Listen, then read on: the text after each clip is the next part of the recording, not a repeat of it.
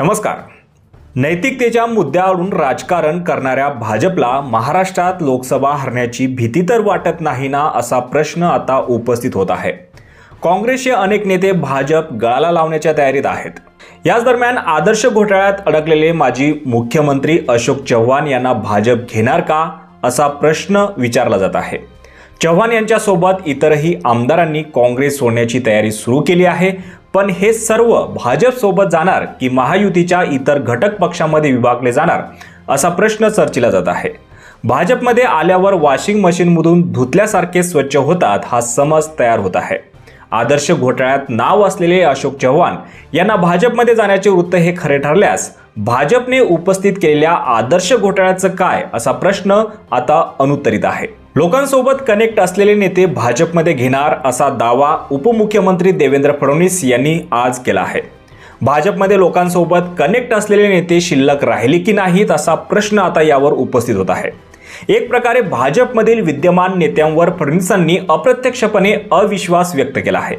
त्यामुळे आता भाजपमध्ये लोकांशी कनेक्ट असलेले विरोधकच येतील काय, असा प्रश्न उपस्थित होतोय। इतकेच नाही तर नांदेडमध्ये स्थानिक भाजप नेत्यांना याविषयी विचारण्यात आलं नसल्याची माहिती मिळत आहे। तर राज्यसभेसाठी उमेदवार नाहीत काय, असा प्रश्न आता भाजपमध्ये विचारला जात आहे। भाजपमध्ये राज्यसभेसाठी दमदार नेते असताना त्यांनी केवळ सतरंजाच उचलायच्या काय, असा प्रश्न आता विचारला जात आहे। केवळ संघटनात्मक बांधणी, प्रचार आणि प्रसारात भाजप नेत्यांना गुंतवायचे आणि काँग्रेसच्या नेत्यांच्या गळ्यात थेट राज्यसभेची माळ घालण्याचा उद्योग नेमका महाराष्ट्रात सुरू कसा झाला, असा प्रश्न भाजप वरिष्ठ नेत्यांना पडला आहे। त्यामुळे भाजपमध्ये जाताना अशोक चव्हाण यांना लाभाचे पद भाजपाने देण्याचे आश्वासन दिले का, असा प्रश्न विचारला जात आहे। तसेच भाजपमध्ये इन्कमिंग होत असताना काँग्रेस त्यांच्या नेत्यांना वाचवण्यासाठी काय करत आहे, असा प्रश्न देखील उपस्थित होतोय। काँग्रेसचे मिलिंद देवरा, बाबा सिद्दीकी यांनी सोडचिठ्ठी दिल्यानंतर काँग्रेसने आउटगोईंग थांबवण्यासाठी कुठले डिझास्टर मॅनेजमेंट केले, असा प्रश्न अनुत्तरित आहे।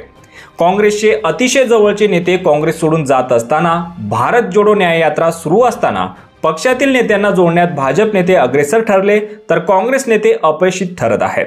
अशावेळी काँग्रेस आत्मचिंतन करत असताना भाजपला देखील आत्मचिंतन करण्याची गरज व्यक्त केली जात आहे। तर याच दरम्यान काँग्रेस प्रदेशाध्यक्ष नाना पटोले यांच्यामुळे तर काँग्रेसमध्ये खिंडार पडले नाही, असा प्रश्न विचारला जात आहे। पटोले यांनी तात्काळ याविषयी वरिष्ठांना अवगत करत अशा प्रकारे पक्षफुटीचा बचाव करण्याची गरज आहे, पण अशी पावले उचलली गेली नाही तर काँग्रेसला मोठा फटका लोकसभा आणि त्यानंतर होणाऱ्या विधानसभा निवडणुकीत बसण्याची भीती व्यक्त केली जात आहे।